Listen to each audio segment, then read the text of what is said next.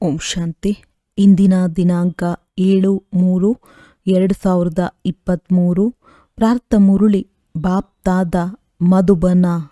ಮಧುರ ಮಕ್ಕಳೇ, ನೀವು ಈ ಸಮಯದಲ್ಲಿ ತಂದೆಯ ಜೊತೆ ಸೇವೆಯಲ್ಲಿ ಸಹಯೋಗಿಗಳಾಗಿದ್ದೀರಿ. ಆದ್ದರಿಂದ ನಿಮ್ಮದ್ದು ಸ್ಮರಣೆಯಾಗುತ್ತದೆ. ಪೂಜೆ ಇಲ್ಲ, ಏಕೆಂದರೆ ಶರೀರವು ಅಪವಿತ್ರವಾಗಿದೆ. ಪ್ರಶ್ನೆ: ನೀವು ಮಕ್ಕಳ ಬುದ್ಧಿಯಲ್ಲಿ ನಿರಂತರ ಯಾವ ನಶೆ ಇರಬೇಕು? ಉತ್ತರ: ನಾವು ಶಿವ ತಂದೆಯ ಮಕ್ಕಳಾಗಿದ್ದೇವೆ. ಅವರಿಂದ ರಾಜಯೋಗವನ್ನು ಕಲಿತು ಸ್ವರ್ಗದ ರಾಜಧಾನಿಯ ಆಸ್ತಿಯನ್ನು ಪಡೆಯುತ್ತೇವೆ. ಈ ನಶೆಯು ನಿಮಗೆ ನಿರಂತರ ಇರಬೇಕು. ವಿಶ್ವದ ಮಾಲೀಕರಾಗಬೇಕೆಂದರೆ ಬಹಳ ಎಚ್ಚರಿಕೆಯಿಂದ ಓದಬೇಕು ಮತ್ತು ಓದಿಸಬೇಕಾಗಿದೆ. ಎಂದೂ ಸಹ ತಂದೆಯ ನಿಂದನೆ ಮಾಡಿಸಬಾರದು. ಯಾರೊಂದಿಗೂ ಜಗಳ ಕಲಹ ಮಾಡಬಾರದು. ನೀವು ಕವಡೆಯಿಂದ ವಜ್ರ ಸಮಾನರಾಗುತ್ತೀರಿ. ಆದ್ದರಿಂದ ಚೆನ್ನಾಗಿ ಧಾರಣೆ ಮಾಡಿಕೊಳ್ಳಬೇಕಾಗಿದೆ. ಗೀತೆ: ಯಾರು ತಂದೆಯ ಜೊತೆ ಇದ್ದಾರೆಯೋ ಅವರ ಮೇಲೆ ಜ್ಞಾನದ ಮಳೆ. ಓಂ ಶಾಂತಿ. ಮಕ್ಕಳು ತಿಳಿದುಕೊಂಡಿರಿ, ಯಾರು ತಂದೆಯ ಜೊತೆ ಇದ್ದಾರೆಯೋ ಅವರು ಬಾಪ್ ತಾದಾರವರ ಜೊತೆ ಇದ್ದಾರೆ. ಈಗಂತೂ ಡಬಲ್ ಇದ್ದಾರಲ್ಲವೇ? ಇದನ್ನು ಚೆನ್ನಾಗಿ ತಿಳಿಸಲಾಗುತ್ತದೆ. ಬ್ರಹ್ಮರವರ ಮೂಲಕ ಪರಮಪಿತ ಪರಮಾತ್ಮ ಶಿವನು ಹೇಗೆ ಸ್ಥಾಪನೆ ಮಾಡುತ್ತಾರೆ. ಅವರಂತೂ ಇದನ್ನು ತಿಳಿದುಕೊಂಡಿಲ್ಲ. ನೀವು ಮಕ್ಕಳೇ ತಿಳಿದುಕೊಂಡಿದ್ದೀರಿ. ಪರಮಾತ್ಮನಿಗೆ ತನ್ನ ಶರೀರವಿಲ್ಲ, ಕೃಷ್ಣನಿಗಂತೂ ತನ್ನ ಶರೀರವಿದೆ. ಪರಮಾತ್ಮನು ಶ್ರೀಕೃಷ್ಣನ ಶರೀರದ ಮೂಲಕ ಬರುತ್ತಾರೆ ಎಂದು ಹೇಳಲು ಸಾಧ್ಯವಿಲ್ಲ. ಕೃಷ್ಣನು ಸತ್ಯಯುಗದ ರಾಜಕುಮಾರನಾಗಿದ್ದಾನೆ. ಪರಮಪಿತ ಪರಮಾತ್ಮನು ಬ್ರಹ್ಮರವರ ಮೂಲಕ ಸ್ಥಾಪನೆ ಮಾಡಿಸುತ್ತಾರೆ. ಆದ್ದರಿಂದ ಅವಶ್ಯವಾಗಿ ಬ್ರಹ್ಮರವರಲ್ಲಿ ಪ್ರವೇಶ ಮಾಡಬೇಕಾಗುತ್ತದೆ. ಮತ್ಯಾವುದೇ ಉಪಾಯವಿಲ್ಲ. ಪ್ರೇರಣೆ ಇತ್ಯಾದಿಗಳ ಮಾತಿಲ್ಲ. ತಂದೆಯು ಬ್ರಹ್ಮರವರ ಮೂಲಕ ಎಲ್ಲವನ್ನು ತಿಳಿಸುತ್ತಾರೆ.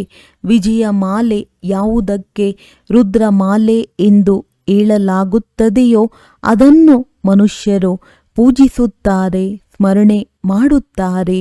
ನೀವು ಮಕ್ಕಳು ತಿಳಿದುಕೊಂಡಿದ್ದೀರಿ. ಈ ರುದ್ರಮಾಲೆಯು ಕೇವಲ ಸ್ಮರಣೆ ಮಾಡಲ್ಪಡುತ್ತದೆ. ಮೇರು ಎಂದು ಬ್ರಹ್ಮ ಸರಸ್ವತಿಗೆ ಹೇಳಲಾಗುತ್ತದೆ. ಉಳಿದಂತೆ ಮಾಲೆಯು ಮಕ್ಕಳದ್ದಾಗಿದೆ. ವಿಷ್ಣುವಿನ ಮಾಲೆಯೊಂದೇ ಪೂಜಿಸಲ್ಪಡುತ್ತದೆ. ಈ ಸಮಯದಲ್ಲಿ ನೀವು ಪುರುಷಾರ್ಥಿಗಳಾಗಿದ್ದೀರಿ. ನಿಮ್ಮದ್ದು ಅಂತಿಮದಲ್ಲಿ ಸ್ಮರಣೆಯಾಗುತ್ತದೆ. ಆತ್ಮಗಳ ಮಾಲೆಯೋ ಅಥವಾ ಜೀವಾತ್ಮರದ್ದೋ? ಪ್ರಶ್ನೆ ಬರುತ್ತದೆ, ಎಲ್ಲವೇ? ವಿಷ್ಣುವಿನ ಮಾಲೆಯು ಚೈತನ್ಯ ಜೀವಾತ್ಮರ ಮಾಲೆಯೆಂದೇ ಹೇಳಬಹುದು. ಲಕ್ಷ್ಮೀ ನಾರಾಯಣರು ಪೂಜಿಸಲ್ಪಡುತ್ತಾರಲ್ಲವೇ? ಏಕೆಂದರೆ ಅವರ ಆತ್ಮ ಮತ್ತು ಶರೀರವೆರಡೂ ಪವಿತ್ರವಾಗಿದೆ. ರುದ್ರಮಾಲೆಯು ಕೇವಲ ಆತ್ಮರದ್ದಾಗಿದೆ, ಏಕೆಂದರೆ ಶರೀರವು ಅಪವಿತ್ರವಾಗಿದೆ. ಅದನ್ನು ಪೂಜಿಸಲು ಸಾಧ್ಯವಿಲ್ಲ. ಆತ್ಮವು ಹೇಗೆ ಪೂಜಿಸಲ್ಪಡುತ್ತದೆ? ರುದ್ರಮಾಲೆಯು ಪೂಜಿಸಲ್ಪಡುತ್ತದೆ ಎಂದು ನೀವು ಹೇಳುತ್ತೀರಿ, ಆದರೆ ಪೂಜಿಸಲ್ಪಡುವುದಿಲ್ಲ. ಹೆಸರೇ ಆಗಿದೆ ಸ್ಮರಣೆ. ಅಂದಾಗ ಯಾರೆಲ್ಲ ಮಣಿಗಳಾಗಿದ್ದಾರೆಯೋ ಅವರು ಶರೀರದಲ್ಲಿದ್ದಾಗ ಸ್ಮರಣೆ ಮಾಡುತ್ತೇವೆಂದು ಯಾರಿಗೂ ಗೊತ್ತಿಲ್ಲ. ಇವರು ಬ್ರಾಹ್ಮಣರಾಗಿದ್ದಾರೆ. ಭಾರತದ ಸೇವೆ ಮಾಡುತ್ತಾರೆಯೋ ಅವರನ್ನು ನೆನಪು ಮಾಡುತ್ತಾರೆ. ಜಗದಂಬ ದೇವಿಯರು ಅನೇಕರಿವರನ್ನು ನೆನಪು ಮಾಡಬೇಕೇ? ಲಕ್ಷ್ಮೀ ನಾರಾಯಣರು ಪೂಜೆಗೆ ಅರ್ಹರಾಗುತ್ತಾರೆ. ನೀವಲ್ಲ, ಏಕೆಂದರೆ ನಿಮ್ಮ ಶರೀರವು ಪತಿತವಾಗಿದೆ. ಆತ್ಮವು ಪವಿತ್ರವಾಗಿದೆ.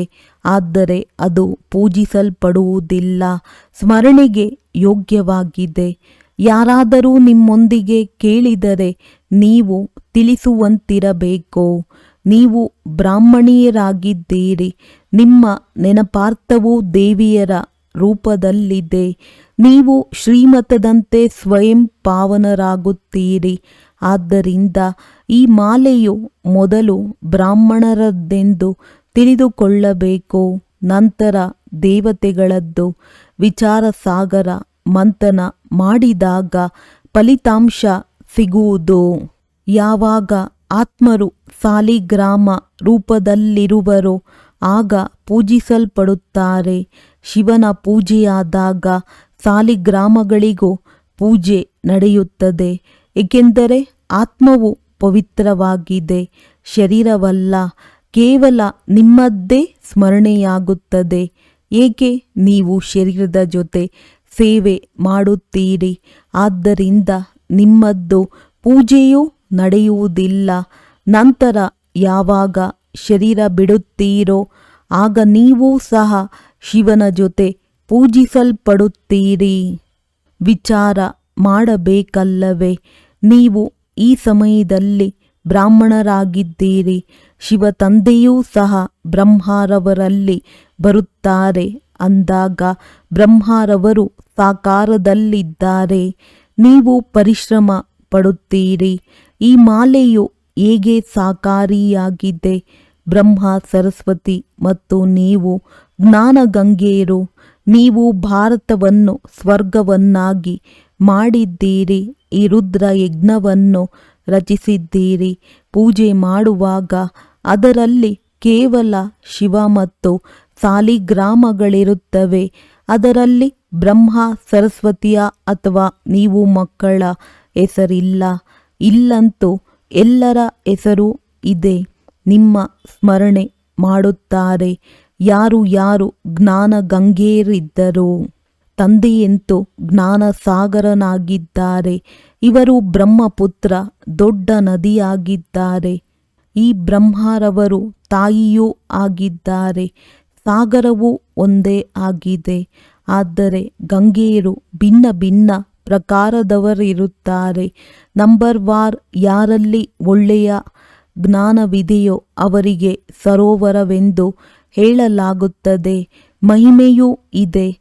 ಮಾನಸ ಸರೋವರದಲ್ಲಿ ಮುಳುಗಿ ಎದ್ದರೆ ಫರಿಷ್ಠೆಗಳಾಗಿ ಬಿಡುತ್ತಾರೆಂದು ಹೇಳುತ್ತಾರೆ. ಅಂದಾಗ ನಿಮ್ಮ ಮಾಲೆಯು ಸ್ಮರಣೆ ಮಾಡಲ್ಪಡುತ್ತದೆ. ತಿಮರಣಿ ಎಂದು ಹೇಳುತ್ತಾರಲ್ಲವೇ? ಸ್ಮರಣೆ ಮಾಡಿ. ಅವರಂತೂ ಕೇವಲ ರಾಮ ರಾಮ ಎಂದು ಹೇಳುತ್ತಾರೆ. ಆದರೆ ಯಾರ ಸ್ಮರಣೆಯಾಗುವುದೋ ಎಂಬುದನ್ನು ನೀವು ತಿಳಿದುಕೊಂಡಿದ್ದೀರಿ. ಯಾರು ಹೆಚ್ಚು ಸರ್ವಿಸ್ ಮಾಡುವರೋ ಅವರದ್ದೇ ಆಗುತ್ತದೆ. ಮೊದಲು ತಂದೆ ಹೂವಾಗಿದ್ದಾರೆ, ನಂತರ ಜೋಡಿ ಮಣಿಗಳು. ಇವರು ಬಹಳ ಪರಿಶ್ರಮ ಪಡುತ್ತಾರೆ. ಅನಂತರ ರುದ್ರ ಮಾಲೆಯೇ ವಿಷ್ಣುವಿನ ಮಾಲೆಯಾಗುತ್ತದೆ. ನೀವಾತ್ಮಗಳು ಕೇವಲ ಪೂಜಿಸಲ್ಪಡುತ್ತೀರಿ. ನೀವೀಗ ಗಾಯನ ಯೋಗ್ಯರಾಗಿದ್ದೀರಿ. ನಿಮ್ಮದೇ ಸ್ಮರಣೆ ಇದೆ. ಬಾಕಿ ಈಗ ನಿಮಗೆ ಪೂಜೆ ನಡೆಯಲು ಸಾಧ್ಯವಿಲ್ಲ, ಏಕೆಂದರೆ ಆತ್ಮವು ಪವಿತ್ರ, ಶರೀರವು ಅಪವಿತ್ರವಾಗಿದೆ. ಅಪವಿತ್ರ ವಸ್ತುವೆಂದು ಪೂಜಿಸಲ್ಪಡುವುದಿಲ್ಲ. ಯಾವಾಗ ರುದ್ರ ಮಾಲೆಯಾಗಲು ಯೋಗ್ಯರಾಗಿ ಬಿಡುತ್ತೀರೋ ಆಗ ಅಂತ್ಯದಲ್ಲಿ ನೀವು ಶುದ್ಧವಾಗಿ ಬಿಡುತ್ತೀರಿ. ಯಾರು ಯಾರು ಗೌರವ ಪೂರ್ಣವಾಗಿ ತೇರ್ಗಡೆಯಾಗುವರೆಂದು ನಿಮಗೆ ಸಾಕ್ಷಾತ್ಕಾರವಾಗುತ್ತದೆ. ಸರ್ವಿಸ್ ಮಾಡುವುದರಿಂದ ಹೆಸರು ಬಹಳ ಪ್ರಸಿದ್ಧವಾಗುತ್ತದೆ. ವಿಜಯ ಮಾಲೆಯಲ್ಲಿ ನಂಬರ್ ವಾರ್ ಯಾರು ಯಾರು ಬರುತ್ತಾರೆಂದು ತಿಳಿಯುತ್ತಾ ಹೋಗುವುದು. ಈ ಮಾತುಗಳು ಬಹಳ ಗುಹ್ಯವಾಗಿದೆ. ಮನುಷ್ಯರು ಕೇವಲ ರಾಮ ರಾಮ ಎಂದು ಹೇಳುತ್ತಾರೆ. ಕ್ರಿಶ್ಚಿಯನ್ನರು ಕ್ರಿಸ್ತನನ್ನು ನೆನಪು ಮಾಡುತ್ತಾರೆ. ಮಾಲೆಯು ಯಾರದ್ದಿರಬಹುದು? ಭಗವಂತನು ಒಬ್ಬರೇ ಆಗಿದ್ದಾರೆ. ಬಾಕಿ ಯಾರು ಸನ್ಮುಖದಲ್ಲಿ ಕುಳಿತಿದ್ದಾರೆಯೋ ಅವರದ್ದೇ ಮಾಲೆಯಾಗುತ್ತದೆ.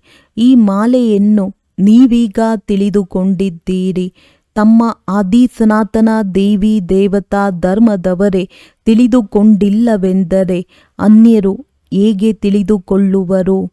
ಎಲ್ಲರನ್ನೂ ಪತಿತರಿಂದ ಪಾವನ ಮಾಡುವವರು ಒಬ್ಬರೇ ತಂದೆಯಾಗಿದ್ದಾರೆ. ಕ್ರಿಸ್ತನಿಗೆ ಪತಿತರನ್ನು ಪಾವನ ಮಾಡುವವರೆಂದು ಹೇಳುವುದಿಲ್ಲ. ಅವರು ಜನನ ಮರಣದಲ್ಲಿ ಬಂದು ಕೆಳಗಿಳಿಯಲೇಬೇಕಾಗಿದೆ. ವಾಸ್ತವದಲ್ಲಿ ಅವರಿಗೆ ಗುರುವೆಂದು ಹೇಳುವುದಿಲ್ಲ, ಏಕೆಂದರೆ ಸರ್ವರ ಸದ್ಗತಿ ದಾತನು ಒಬ್ಬರೇ ತಂದೆಯಾಗಿದ್ದಾರೆ. ಯಾವಾಗ ಅಂತ್ಯವಾಗುವುದೋ, ವೃಕ್ಷವು ಜಡ್ಜಡೀಭೂತ ಸ್ಥಿತಿಯನ್ನು ತಲುಪುವುದೋ, ಆಗ ತಂದೆಯು ಬಂದು ಎಲ್ಲರಿಗೆ ಸದ್ಗತಿ ನೀಡುತ್ತಾರೆ. ಆತ್ಮವು ಧರ್ಮ ಸ್ಥಾಪನೆ ಮಾಡಲು ಮೇಲಿನಿಂದ ಬರುತ್ತಾರೆ. ಅವರಂತೂ ಜನನ ಮರಣದಲ್ಲಿ ಬರಲೇಬೇಕಾಗಿದೆ. ಸದ್ಗುರು ಒಬ್ಬರೇ ಆಗಿದ್ದಾರೆ. ಅವರು ಸರ್ವರ ಸದ್ಗತಿ ದಾತನಾಗಿದ್ದಾರೆ. ಮನುಷ್ಯರು ಯಾರೂ ಸತ್ಯವಾದ ಸದ್ಗುರುವಾಗಲು ಸಾಧ್ಯವಿಲ್ಲ. ಅವರಂತೂ ಕೇವಲ ಧರ್ಮ ಸ್ಥಾಪನೆ ಮಾಡಲು ಬರುತ್ತಾರೆ. ಅವರ ಹಿಂದೆ ಪಾತ್ರವನ್ನಭಿನಯಿಸಲು ಎಲ್ಲರೂ ಬರತೊಡಗುತ್ತಾರೆ. ಯಾವಾಗ ಎಲ್ಲರೂ ತಮೋಪ್ರಧಾನ ಸ್ಥಿತಿಯನ್ನು ಹೊಂದುವರೋ ಆಗ ನಾನು ಬಂದು ಸರ್ವರ ಸದ್ಗತಿ ಮಾಡುತ್ತೇನೆ. ಎಲ್ಲರೂ ಹಿಂತಿರುಗಿ ಹೋಗುತ್ತಾರೆ. ನಂತರ ಹೊಸದಾಗಿ ಚಕ್ರವು ಆರಂಭವಾಗುತ್ತದೆ. ನೀವು ರಾಜಯೋಗವನ್ನು ಕಲಿಯುತ್ತೀರಿ. ಅವರೇ ರಾಜ್ಯ ಪದವಿಯನ್ನು ಪಡೆಯುತ್ತಾರೆ. ಅದರಲ್ಲಿ ರಾಜರಾದರೂ ಆಗಬಹುದು, ಪ್ರಜೆಗಳಾದರೂ ಆಗಬಹುದು. ಪ್ರಜೆಗಳಂತೂ ಅನೇಕರಾಗುತ್ತಾರೆ. ರಾಜ್ಯ ಪದವಿಯನ್ನು ಪಡೆಯುವುದರಲ್ಲಿಯೇ ಪರಿಶ್ರಮವಿದೆ. ಅಂತಿಮದಲ್ಲಿ ಎಲ್ಲವೂ ತಿಳಿಯುತ್ತಾ ಹೋಗುವುದು ಯಾರು ವಿಜಯ ಮಾಲೆಯಲ್ಲಿ ಪೋಣಿಸಲ್ಪಡುತ್ತಾರೆ ಎಂದು. ಅವಿದ್ಯಾವಂತರು ವಿದ್ಯಾವಂತರ ಮುಂದೆ ತಲೆ ಬಾಗುವರು. ಸತ್ಯಯುಗದಲ್ಲಂತೂ ಬರುತ್ತಾರೆ, ಆದರೆ ನೌಕರ ಚಾಕರರಾಗಬೇಕಾಗುತ್ತದೆ. ಇದು ಎಲ್ಲರಿಗೆ ಅರ್ಥವಾಗಿ ಬಿಡುತ್ತದೆ. ಹೇಗೆ ಪರೀಕ್ಷೆಯ ದಿನಗಳಲ್ಲಿ ಯಾರು ಯಾರು ತೇರ್ಗಡೆಯಾಗುತ್ತಾರೆ ಎಂಬುದು ಎಲ್ಲರಿಗೆ ಗೊತ್ತಾಗಿ ಬಿಡುತ್ತದೆ. ವಿದ್ಯೆಯ ಮೇಲೆ ಗಮನವಿಲ್ಲದಿದ್ದರೆ ಅನುತ್ತೀರ್ಣರಾಗಿ ಬಿಡುತ್ತಾರೆ. ನಿಮ್ಮದು ಇದು ಬೇಹದ್ದಿನ ವಿದ್ಯೆಯಾಗಿದೆ. ಈಶ್ವರೀಯ ವಿಶ್ವವಿದ್ಯಾಲಯವು ಒಂದೇ ಆಗಿದೆ. ಇಲ್ಲಿ ಮನುಷ್ಯರಿಂದ ದೇವತೆಗಳಾಗಬೇಕಾಗಿದೆ.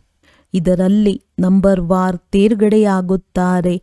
ರಾಜಯೋಗದ ವಿದ್ಯೆಯು ಒಂದೇ ಆಗಿದೆ. ರಾಜ್ಯ ಪದವಿಯನ್ನು ಪಡೆಯುವುದರಲ್ಲಿ ಪರಿಶ್ರಮವಿದೆ ಮತ್ತು ಸರ್ವೀಸನ್ನು ಮಾಡಬೇಕಾಗಿದೆ. ಯಾರು ರಾಜರಾಗುವರೋ ಅವರು ತಮ್ಮ ಪ್ರಜೆಗಳನ್ನು ಮಾಡಿಕೊಳ್ಳಬೇಕಾಗಿದೆ.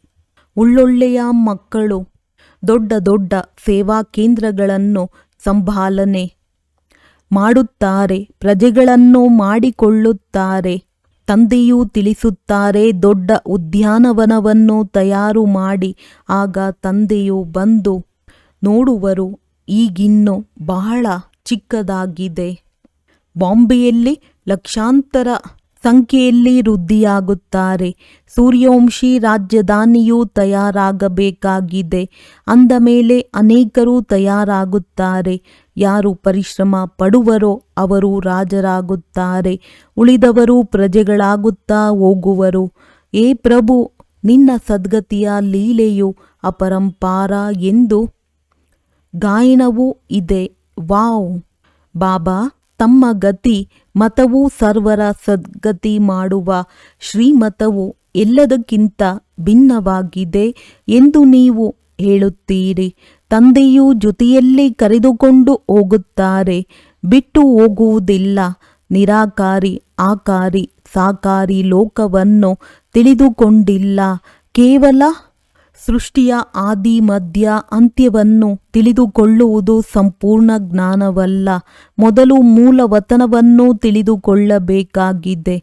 ಎಲ್ಲಿ ನಾವಾತ್ಮರಿರುತ್ತೇವೆ, ಇಡೀ ಸೃಷ್ಟಿ ಚಕ್ರವನ್ನು ಅರಿತುಕೊಳ್ಳುವುದರಿಂದ ನೀವು ಚಕ್ರವರ್ತಿ ರಾಜರಾಗುತ್ತೀರಿ. ಇವೆಲ್ಲವೂ ಎಷ್ಟೊಂದು ತಿಳಿದುಕೊಳ್ಳುವ ಮಾತುಗಳಾಗಿವೆ. ಅವರಂತೂ ಶಿವನು ನಾಮರೂಪದಿಂದ ಭಿನ್ನವಾಗಿದ್ದಾರೆಂದು ಹೇಳಿಬಿಡುತ್ತಾರೆ. ಚಿತ್ರವೂ ಇದೆ, ಆದರೂ ಸಹ ನಾಮರೂಪದಿಂದ ಭಿನ್ನವೆಂದು ಹೇಳುತ್ತಾರೆ ಮತ್ತು ಸರ್ವವ್ಯಾಪಿ ಎಂದು ಹೇಳಿಬಿಡುತ್ತಾರೆ. ಒಬ್ಬ ಪ್ರಧಾನ ಮಂತ್ರಿಯು ಹೇಳಿದ್ದರು, ಈಶ್ವರ ಸರ್ವವ್ಯಾಪಿ ಎಂಬುದನ್ನು ನಾನು ಒಪ್ಪುವುದಿಲ್ಲ. ಮನುಷ್ಯರು ಒಬ್ಬರು ಇನ್ನೊಬ್ಬರನ್ನು ಸಾಯಿಸುತ್ತಾರೆ ಅಂದ ಮೇಲೆ ಇದು ಈಶ್ವರನ ಕೆಲಸವೇ? ಮುಂದೆ ಹೋದಂತೆ ಈ ಮಾತುಗಳನ್ನು ತಿಳಿದುಕೊಳ್ಳುವರು ಹಾಗೂ ನಿಮ್ಮದು ವೃದ್ಧಿಯಾಗುವುದು.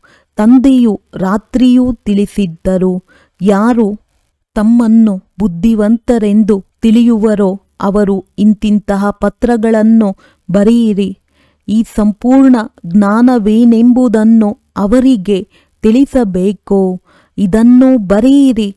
ನಾವು ಸಂಪೂರ್ಣ ಜ್ಞಾನವನ್ನು ಕೊಡಬಲ್ಲೆವು. ಮೂಲವತನದ ಜ್ಞಾನವನ್ನು ಕೊಡುತ್ತೇವೆ. ನಿರಾಕಾರ ತಂದೆಯ ಪರಿಚಯವನ್ನು ಹೇಳುತ್ತೇವೆ. ಮತ್ತೆ ಪ್ರಜಾಪಿತ ಬ್ರಹ್ಮ ಹಾಗೂ ಅವರ ಬ್ರಾಹ್ಮಣ ಧರ್ಮವನ್ನು ಕುರಿತು ತಿಳಿಸಬಲ್ಲೆವು. ಲಕ್ಷ್ಮೀ ನಾರಾಯಣರು ಮತ್ತು ರಾಮ ಸೀತೆಯರ ರಾಜ್ಯವು ಹೇಗೆ ನಡೆಯುತ್ತದೆ ಮತ್ತೆ ಅವರಿಂದ ರಾಜ್ಯವನ್ನು ಯಾರು ಕಸಿದುಕೊಂಡರು, ಆ ಸ್ವರ್ಗವು ಎಲ್ಲಿ ಹೋಯಿತು ಎಂಬುದನ್ನು ತಿಳಿಸುತ್ತೇವೆ. ಹೇಗೆ ಹೇಳಲಾಗುತ್ತದೆ, ನರಕವು ಎಲ್ಲಿ ಹೋಯಿತು, ಸಮಾಪ್ತಿಯಾಯಿತು. ಸ್ವರ್ಗವೂ ಸಹ ಸಮಾಪ್ತಿಯಾಗಿ ಬಿಡುವುದು.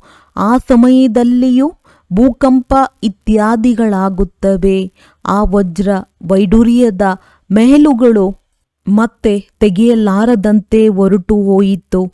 ಚಿನ್ನ ವಜ್ರ ವೈಡೂರ್ಯಗಳ ಮೆಹಲುಗಳೆಂದು ಕೆಳಗಿನಿಂದ ಹೊರಬಂದಿಲ್ಲ. ಸೋಮನಾಥ ಮೊದಲಾದ ಮಂದಿರವಂತೂ ನಂತರದಲ್ಲಿ ಆಯಿತು. ಅಂದ ಮೇಲೆ ಅದಕ್ಕಿಂತಲೂ ಮೊದಲಿನವರ ಮನೆಗಳು ಬಹಳ ಚೆನ್ನಾಗಿರುತ್ತವೆ. ಲಕ್ಷ್ಮೀನಾರಾಯಣರ ಮನೆಯು ಹೇಗಿರಬಹುದು? ಅವರ ಎಲ್ಲ ಸಂಪತ್ತು ಎಲ್ಲಿಗೆ ಹೋಯಿತು? ಈ ರೀತಿಯ ಮಾತುಗಳನ್ನು ಯಾವಾಗ ವಿದ್ವಾಂಸರು ಕೇಳಿಸಿಕೊಳ್ಳುವರೋ ಆಗ ಆಶ್ಚರ್ಯಚಕಿತರಾಗುತ್ತಾರೆ.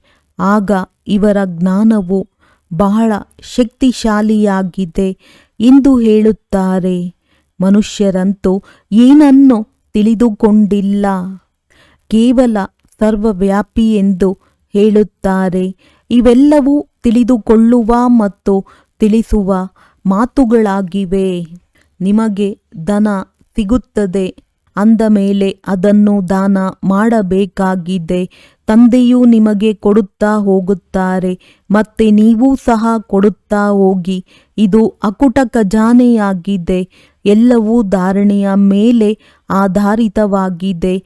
ಯಾರೆಷ್ಟು ಧಾರಣೆ ಮಾಡುವರೋ ಅಷ್ಟು ಶ್ರೇಷ್ಠ ಪದವಿ ಪಡೆಯುತ್ತಾರೆ. ವಿಚಾರ ಮಾಡಿ, ಕವಡೆಯಲ್ಲಿ ವಜ್ರಗಳೆಲ್ಲಿ?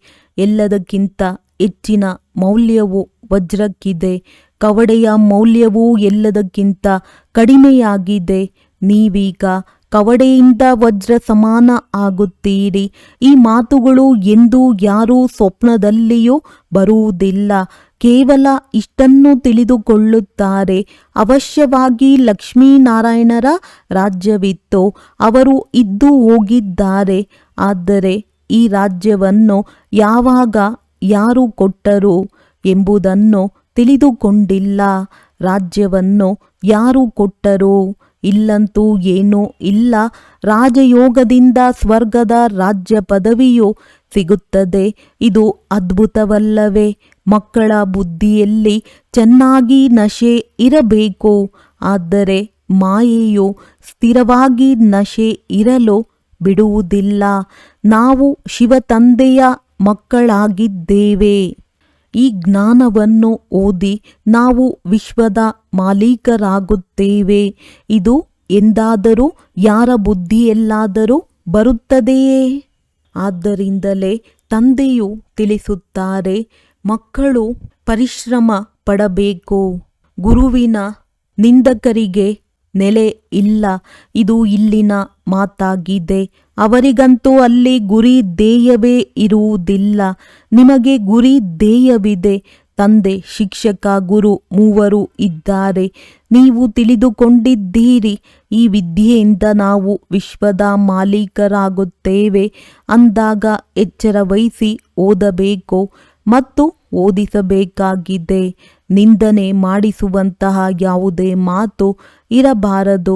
ಯಾರೊಂದಿಗೂ ಜಗಳ ಕಲಹ ಮಾಡಬಾರದು. ಎಲ್ಲರೊಂದಿಗೆ ಮಧುರವಾಗಿ ಮಾತನಾಡಬೇಕಾಗಿದೆ. ತಂದೆಯ ಪರಿಚಯ ಕೊಡಬೇಕಾಗಿದೆ. ತಂದೆಯು ತಿಳಿಸುತ್ತಾರೆ, ಜ್ಞಾನ ಕೊಟ್ಟರೆ ಗ್ರಹಣ ಬಿಟ್ಟು ಹೋಗುವುದು. ನಂಬರ್ 1, ದಾನವು ದೇಹಾಭಿಮಾನದ್ದಾಗಿದೆ. ಈ ಸಮಯದಲ್ಲಿ ನೀವು ಆತ್ಮ ಅಭಿಮಾನಿ ಮತ್ತು ಪರಮಾತ್ಮ ಅಭಿಮಾನಿಗಳಾಗುತ್ತೀರಿ. ಇದು ಅಮೂಲ್ಯ ಜೀವನವಾಗಿದೆ. ತಂದೆಯು ತಿಳಿಸುತ್ತಾರೆ, ನಾನು ಕಲ್ಪವೂ ನಿಮಗೆ ಈ ರೀತಿ ಓದಿಸಲು ಬರುತ್ತೇನೆ ಮತ್ತು ನೀವು ಮರೆತು ಹೋಗುತ್ತೀರಿ. ಇದು ಸಹ ಡ್ರಾಮಾದಲ್ಲಿ ನಿಗದಿಯಾಗಿದೆ. ಒಳ್ಳೆಯದು. ಮಧುರಾತಿ ಮಧುರ. ಅಗಲಿ ಹೋಗಿ ಮರಳಿ ಸಿಕ್ಕಿರುವ ಜ್ಞಾನ ರತ್ನಗಳನ್ನು ಧಾರಣೆ ಮಾಡುವ ಮತ್ತು ಸರ್ವಿಸ್ ಮಾಡುವ ಮಕ್ಕಳ ಪ್ರತಿ ಮಾತ್ಪಿತಾ ಬಾಪ್ ದಾದಾರವರ ನೆನಪು, ಪ್ರೀತಿ ಹಾಗೂ ಸುಪ್ರಭಾತ. ಆತ್ಮಿಕ ಮಕ್ಕಳಿಗೆ ಆತ್ಮಿಕ ತಂದೆಯ ನಮಸ್ತೆ. ಧಾರಣೆಗಾಗಿ ಮುಖ್ಯ ಸಾರ. ಎಲ್ಲರೊಂದಿಗೆ ಮಧುರವಾಗಿ ಮಾತನಾಡಬೇಕಾಗಿದೆ. ತಂದೆಯ ನಿಂದನೆಯಾಗುವಂತಹ ಯಾವುದೇ ಮಾತುಗಳನ್ನಾಡಬಾರದು. ದೇಹಾಭಿಮಾನದ ದಾನ ಮಾಡಿ ಆತ್ಮಾಭಿಮಾನಿ ಮತ್ತು ಪರಮಾತ್ಮಾಭಿಮಾನಿ ಆಗಬೇಕು. ಯಾವ ಜ್ಞಾನಧನ ಸಿಗುತ್ತಿದೆಯೋ ಅದರ ದಾನ ಮಾಡಬೇಕಾಗಿದೆ. ವಿದ್ಯೆಯಿಂದ ರಾಜ್ಯಭಾಗ್ಯ ಸಿಗುತ್ತದೆ. ಈ ನಶೆಯಲ್ಲಿ ಸ್ಥಿರವಾಗಿರಬೇಕಾಗಿದೆ. ಗಮನವನ್ನಿಟ್ಟು ವಿದ್ಯೆಯನ್ನು ಓದಬೇಕು. ವರದಾನ: ಸಾಕ್ಷಿತನ ಸ್ಥಾನದ ಮೂಲಕ ಬೇಸರವೆಂಬ ಶಬ್ದವನ್ನು ಸಮಾಪ್ತಿ ಮಾಡುವಂತಹ ಮಾಸ್ಟರ್ ತ್ರಿಕಾಲದರ್ಶಿ ಭವ. ಈ ಡ್ರಾಮಾದಲ್ಲಿ ಏನೆಲ್ಲವೋ ಆಗುತ್ತದೆಯೋ ಅದರಲ್ಲಿ ಕಲ್ಯಾಣವೇ ಅಡಗಿದೆ. ಏಕೆ, ಏನು ಎಂಬ ಪ್ರಶ್ನೆಯು ಬುದ್ಧಿವಂತರಲ್ಲಿ ಉತ್ಪನ್ನವಾಗಲು ಸಾಧ್ಯವಿಲ್ಲ. ನಷ್ಟದಲ್ಲಿಯೂ ಕಲ್ಯಾಣವೇ ಅಡಗಿದೆ. ತಂದೆಯ ಜೊತೆ ಸಂಘ ಹಾಗೂ ಕೈ ಶ್ರೀಮತ ಇದೆಯೋ ಅಲ್ಲಿ ಅಕಲ್ಯಾಣವಾಗಲು ಸಾಧ್ಯವಿಲ್ಲ. ಈ ರೀತಿ ಗೌರವಯುತವಾದ ಸ್ಥಾನದಲ್ಲಿ ಇರುತ್ತೀರೆಂದರೆ ಎಂದಿಗೂ ಸಹ ಬೇಸರವಾಗಲು ಸಾಧ್ಯವಿಲ್ಲ. ಸಾಕ್ಷಿತನದ ಸ್ಥಾನವು ಬೇಸರ ಶಬ್ದವನ್ನು ಸಮಾಪ್ತಿ ಮಾಡಿಬಿಡುತ್ತದೆ. ಆದ್ದರಿಂದ ತ್ರಿಕಾಲದರ್ಶಿಯಾಗಿ ಪ್ರತಿಜ್ಞೆ ಮಾಡಿರಿ, ಬೇಸರವಾಗುವುದಿಲ್ಲ, ಅನ್ಯರನ್ನು ಬೇಸರಪಡಿಸುವುದಿಲ್ಲ. ಸ್ಲೋಗನ್: ತಮ್ಮ ಸರ್ವ ಕರ್ಮೇಂದ್ರಿಯಗಳನ್ನು ಆದೇಶದ ಅನುಸಾರ ನಡೆಸುವುದೇ ಸ್ವರಾಜ್ಯ ಅಧಿಕಾರಿ ಆಗುವುದಾಗಿದೆ. ಅವ್ಯಕ್ತ ಸೂಚನೆ: ನಿಶ್ಚಯದ ಫೌಂಡೇಶನ್ ಬಲಗೊಳಿಸಿ ಸದಾ ನಿರ್ಭಯ ಮತ್ತು ನಿಶ್ಚಿಂತರಾಗಿರಿ. ನಿಶ್ಚಯ ಬುದ್ಧಿಯ ಅರ್ಥವಾಗಿದೆ. ನಿಶ್ಚಿಂತ ಚಕ್ರವರ್ತಿ ಅವರೇ ತಂದೆಯ ಸಮಾನರಾಗಿದ್ದಾರೆ. ವಿನಾಶಿ ಧನದವರು ಎಷ್ಟು ಸಂಪಾದಿಸುತ್ತಾರೆ ಅಷ್ಟು ಸಮಯ ಪ್ರಮಾಣ ಚಿಂತೆಯಲ್ಲಿರುತ್ತಾರೆ. ಆದರೆ ಯಾರಿಗೆ ನಂಬಿಕೆ ಇದೆ ನಾವು ಈಶ್ವರಿಯ ಖಜಾನೆಗಳ ಮಾಲೀಕ ಮತ್ತು ಪರಮಾತ್ಮನ ಬಾಲಕರಾಗಿದ್ದೇವೆ ಎಂದು ಅವರು ಸದಾ ಸ್ವಪ್ನದಲ್ಲಿಯೂ ನಿಶ್ಚಿಂತ ಚಕ್ರವರ್ತಿಯಾಗಿದ್ದಾರೆ. ಏಕೆಂದರೆ ಅವರಿಗೆ ವಿಶ್ವಾಸವಿದೆ, ಈ ಈಶ್ವರಿಯ ಖಜಾನೆ ಈ ಜನ್ಮದಲ್ಲಿ ಮಾತ್ರವಲ್ಲ, ಆದರೆ ಅನೇಕ ಜನ್ಮ ಜೊತೆಯಲ್ಲಿರುತ್ತದೆ. ಅದಕ್ಕೆ ಅವರು ನಿಶ್ಚಯ ಬುದ್ಧಿ, ನಿಶ್ಚಿಂತರಾಗಿರುತ್ತಾರೆ. ಒಳ್ಳೆಯದು. ಓಂ ಶಾಂತಿ.